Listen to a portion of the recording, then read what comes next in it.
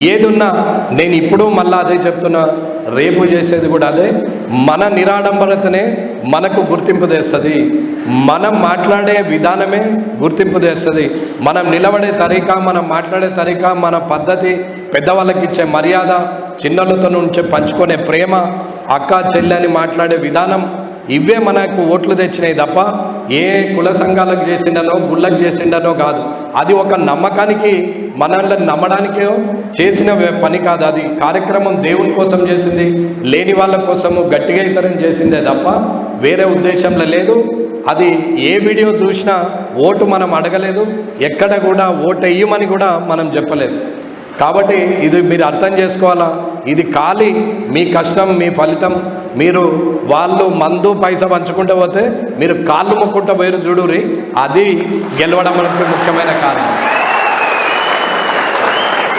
ఏ ఒక్కరోజు లీటర్ పెట్రోల్కి ఆశపడకుండా, ఏ ఒక్కరోజు మందు కోసం ఆలోచించకుండా, వీడికి వస్తే ఆ భోజనం తప్ప ఏముండదని తెలిసిన, తప్పు పనికి సపోర్ట్ చేయడని తెలిసిన, మన తప్పుంటే ఆయన దగ్గరకు ఓడు వేస్ట్ అని మీకు తెలిసినా ఇంత కష్టపడ్డారు చూడండి.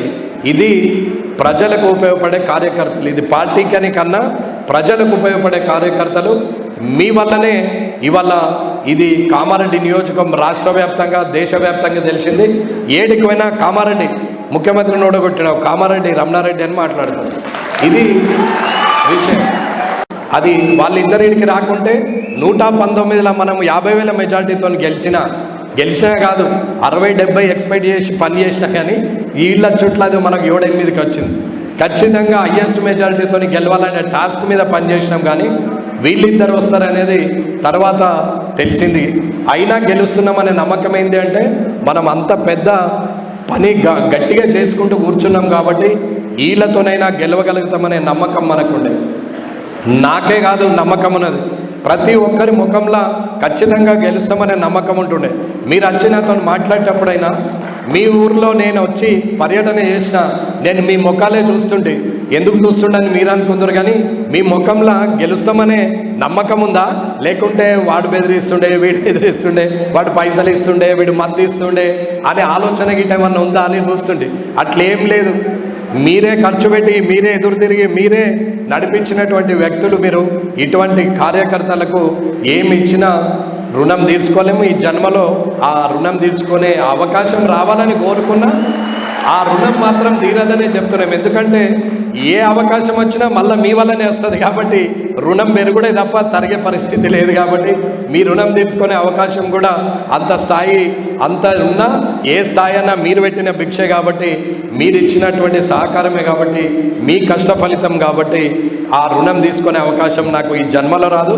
నేను మీతో ఉండడమే నా అదృష్టమని ఎన్నోసార్లు చెప్పిన, ఇది మనస్ఫూర్తిగా మీ బలమే నా బలం తప్ప వేరే బలమేం లేదు. ఇంత మొండిగా ఉంటాడేంది, ఒక్క సీనియర్ లేడు, ఒక్క ఎక్స్పీరియన్స్ ఉన్నోడు లేడు, గీ పిల్లల్ని పట్టుకొని తిరిగితే అవుతుందా, వీళ్ళు రాజకీయం తెలియని పట్టుకొని తిరిగితే అవుతుందా అనేది ఎంతోమంది అన్నారు. ఇంట్లో కూడా మీరు కొందరిని జైన్ చేసుకుందామే, ఊర్లలో సీనియర్లను, మాజీలను, తాజాలను ఏదో చెప్పారు, కానీ ఏది అవసరం లేదని చెప్పినాం. ఎవ్వరు అవసరం లేదన్నాం.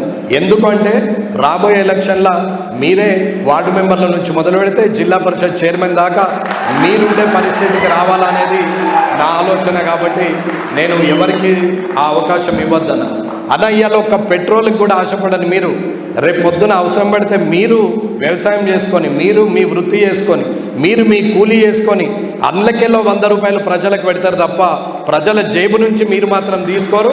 అదొక్కటే నమ్మకం నాకు. ఆ నమ్మకమే మనలను చచ్చిపోయే వరకు మనల్లా ఇట్లనే భారతీయ జనతా పార్టీ ఖాతాలోని కామారెడ్డి నియోజకవర్గం ఉండాలా. నేను పోయినా, మీరు పోయినా, మీ మునిమన్మన్లు వచ్చినా ఈ కామారెడ్డి నియోజకవర్గం భారతీయ జనతా పార్టీ ఖాతాలనే ఉండేటట్టు మనం పనిచేయాలా. మనం పెడితేనే అది అవుతుంది అని చెప్తున్నాం. శ్యాంప్రసాద్ ఏదున్నా నేను ఇప్పుడు మళ్ళీ అదే చెప్తున్నా, రేపు చేసేది కూడా అదే. మన నిరాడంబరతనే మనకు గుర్తింపు తెస్తుంది, మనం మాట్లాడే విధానమే గుర్తింపు తెస్తుంది, మనం నిలబడే తరీకా, మనం మాట్లాడే తరీకా, మన పద్ధతి, పెద్దవాళ్ళకి ఇచ్చే మర్యాద, చిన్నలతో నుంచి పంచుకునే ప్రేమ, అక్క చెల్లెని మాట్లాడే విధానం, ఇవే మనకు ఓట్లు తెచ్చినాయి తప్ప ఏ కుల సంఘాలకు చేసిండనో గుళ్ళకు చేసిండనో కాదు. అది ఒక నమ్మకానికి మనల్ని నమ్మడానికే చేసిన పని కాదు. అది